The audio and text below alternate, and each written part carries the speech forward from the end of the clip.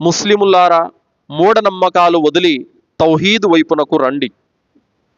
సోదరులారా, నేడు ముస్లిం సమాజంలో, ముఖ్యంగా మన దేశంలో ఉన్నటువంటి ముస్లిం సమాజంలో అత్యధిక శాతం మంది ముస్లిములు అతి భయంకరమైనటువంటి షిర్కులో కూరుకొని ఉన్నారు. దానికి గల కారణం ఏమిటంటే, తన ఇంటి ఇరుగువాడు, తన ఇంటి పొరుగువాడు, తన ఇంటి వెనకల ఉన్నవాడు, తన ఇంటి ముందర ఉన్నవాడు ముస్లిమేతరులు ఉన్నారు. కాబట్టి ఈ దేశంలో ఒక ముస్లిం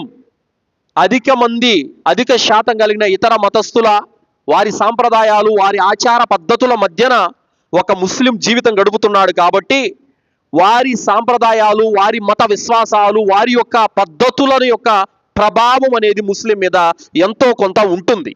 ఎందుకంటే నిద్రలేచినాంటి అతని యొక్క వ్యాపార లావాదేవీలు, మంచి చెడులు, రాకపోకలు, మాట మంది అన్నీ కూడా ముస్లిమేతర సోదరులతో ముడిపడి ఉంటాయి. కాబట్టి విశ్వాసాలు, సాంప్రదాయాలు, అలవాట్లు, ఆరాధన పద్ధతులు కూడా వారి మతాన్ని, వారి సాంప్రదాయాలను పోలినవై ఉంటాయి దాదాపు.